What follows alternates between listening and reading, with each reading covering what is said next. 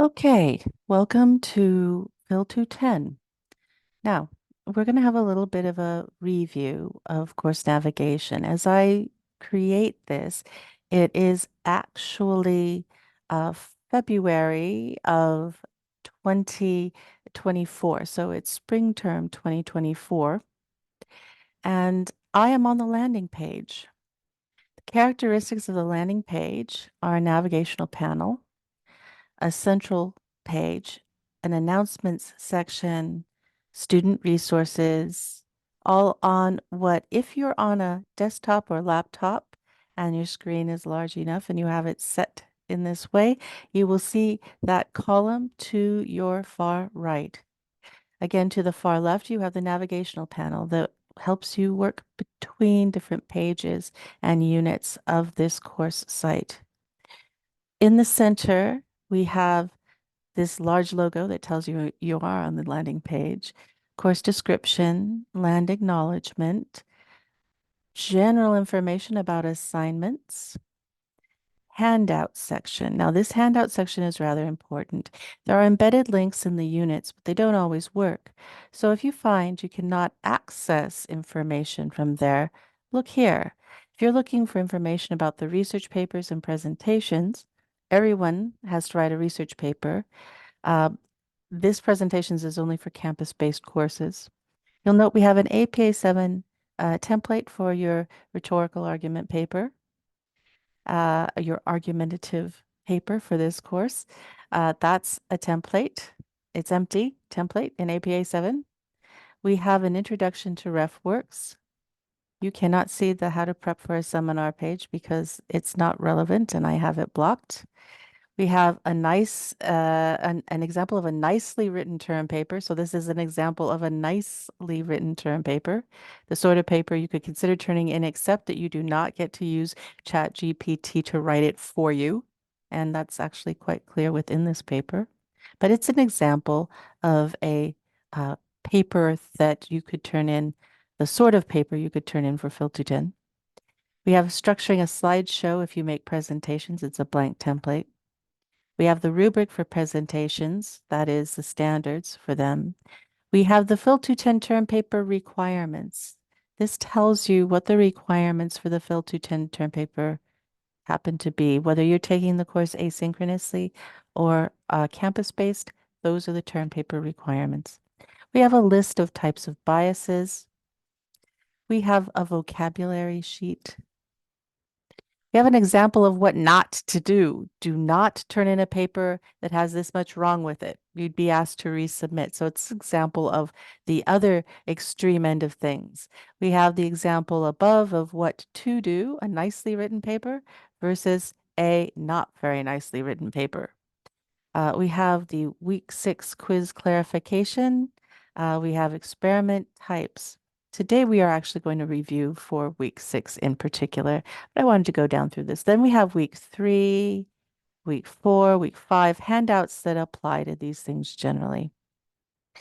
Uh, the reason I'm also sorting this is that I want to point out that though those links should work here in the instructions section, they don't always. Again, I do have the term paper links there, but if you cannot get this to work, again, where are you going to go? You're going to go to the landing page. We have writing and research, helpful links, how to draft a research paper, information about our specific term paper requirements.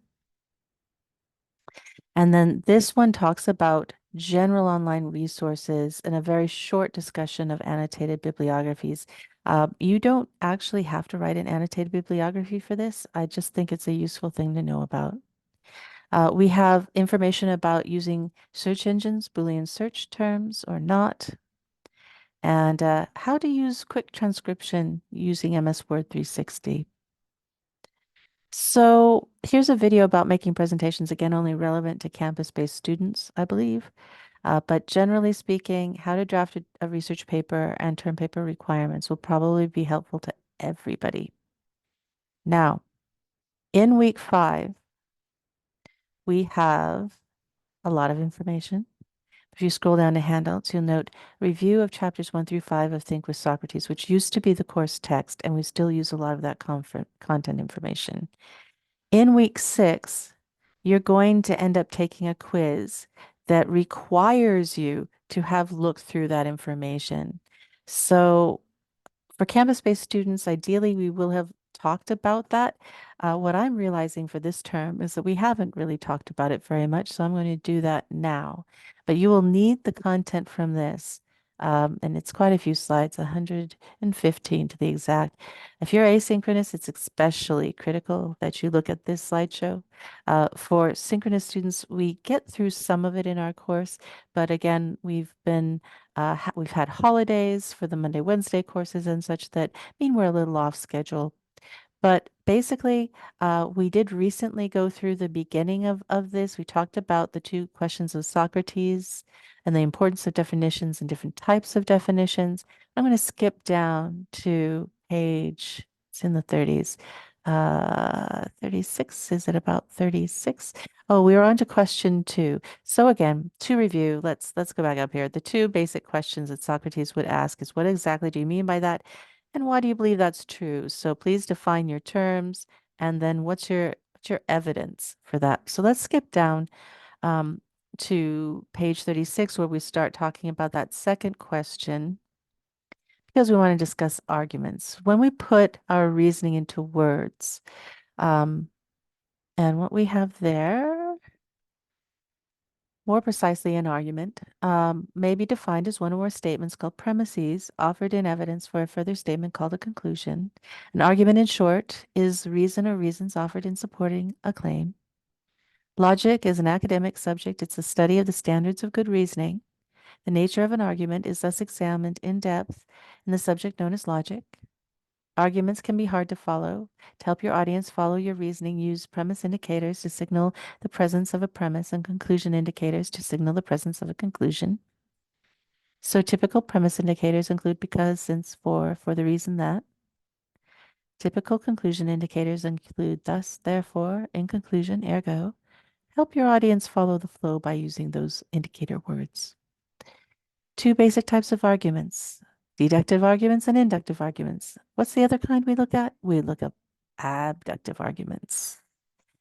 But for the moment, let's look at deductive arguments. These are arguments, that aim to show conclusively that the conclusion is true in such a way that the premises are all true, then the conclusion must be true. The goal in a deductive argument is to establish the conclusion with certainty. Inductive arguments aim to show that the conclusion is probably, though not certainly, true.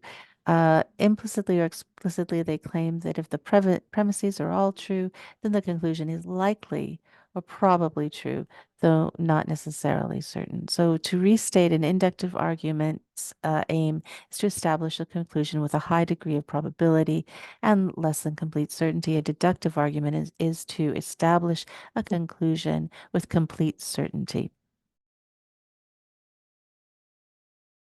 Consensus-driven reality is a lot of what we're doing as our basis. And I actually ask everyone to take a break at that point because this is a lot to take in. You might want to do that now anyway. But I want to talk about the 2 kinds of obstacles because this is the most important part of what's going to help you pass that quiz this week. Psychological obstacles, also cognitive biases, and philosophic obstacles. The most common type are relativism and skepticism. So there are 2 kinds of basic obstacles to clear thinking. So the cognitive bias is a psychological impulse that can unconsciously cause a person to jump to a conclusion or make a decision before having sufficient information to draw the logically appropriate conclusion or make a good decision. Cognitive bias is treated in this chapter: confirmation bias, selective attention bias, belief bias, bandwagon bias, stereotyping, and ethnocentrism. Okay.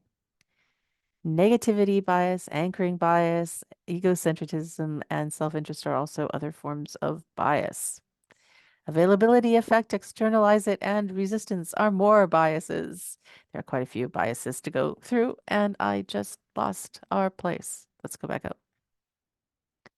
Okay, so I go through all the different types of biases and then I actually describe them. I'm going to ask you to read in your own time each of these separate types of biases.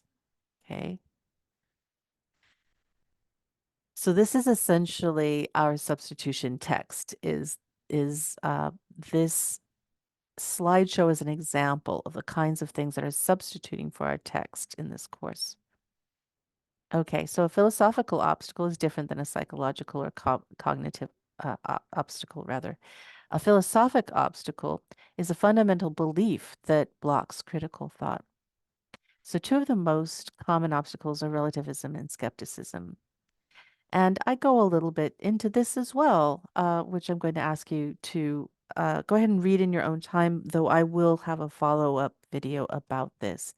Primarily, what I'm trying to do today is make you aware that you need to have gone into week 5, the previous week, and have actually reviewed that information.